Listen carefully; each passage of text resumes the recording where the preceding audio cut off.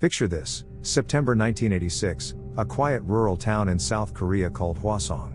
A 71-year-old woman is found dead in a field, hands tied, strangled, left like trash. It's not just a one-off crime. It's the start of a nightmare that gripped South Korea for 33 years. 10 women, from a 14-year-old girl to a 69-year-old grandmother, murdered over 5 years, and the killer? He vanished like a ghost. Today, we're diving into the chilling story of the Hwaseong serial killings, how it started, the twists and turns of the investigation, and the jaw-dropping truth that came decades later. Ready? Let's get into it.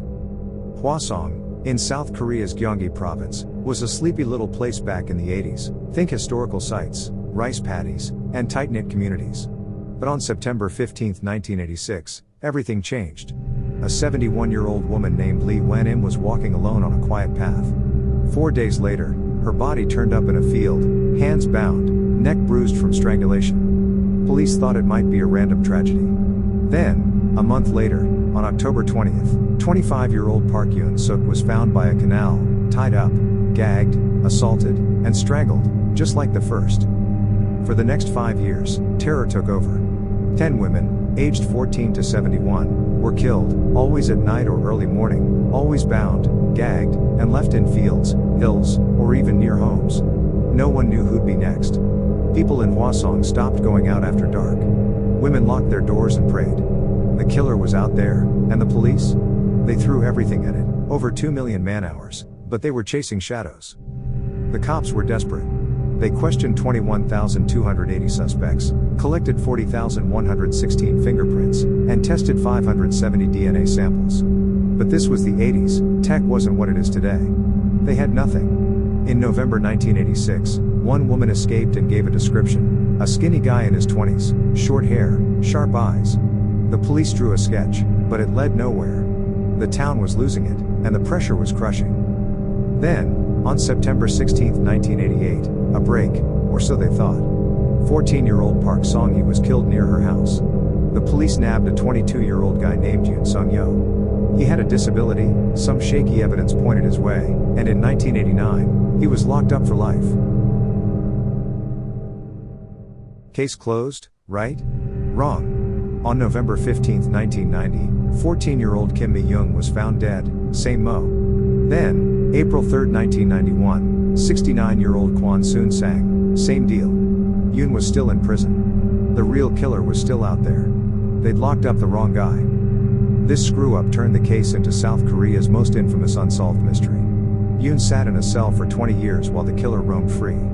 It even inspired a movie, Memories of Murder, in 2003, directed by Bong Joon-ho, the guy who later won an Oscar for Parasite. The film shows the cops fumbling, helpless. Imagine that, an innocent man rotting in jail, and the killer laughing in the shadows. Fast forward to 2019, 33 years later.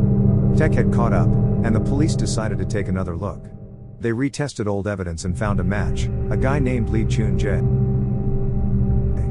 He was already in prison, serving life for murdering his sister-in-law back in 1994. On October 2, 2019, they sat him down.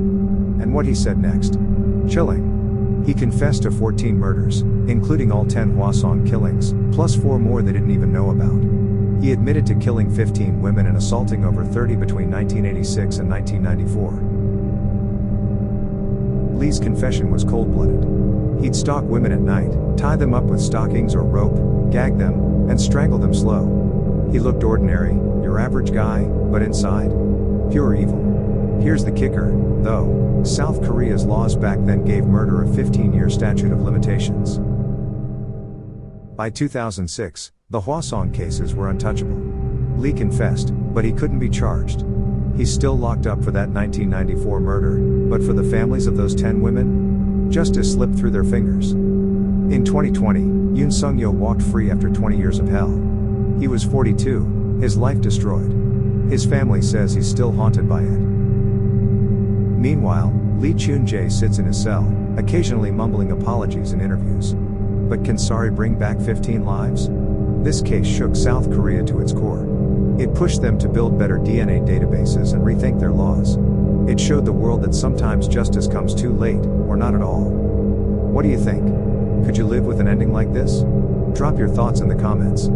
This story's a gut punch, proof that truth can hide for decades, and when it comes out, it's not always pretty. If you like this deep dive, hit that like button, subscribe, and stick around. Next time, we're uncovering another wild true story. See you then.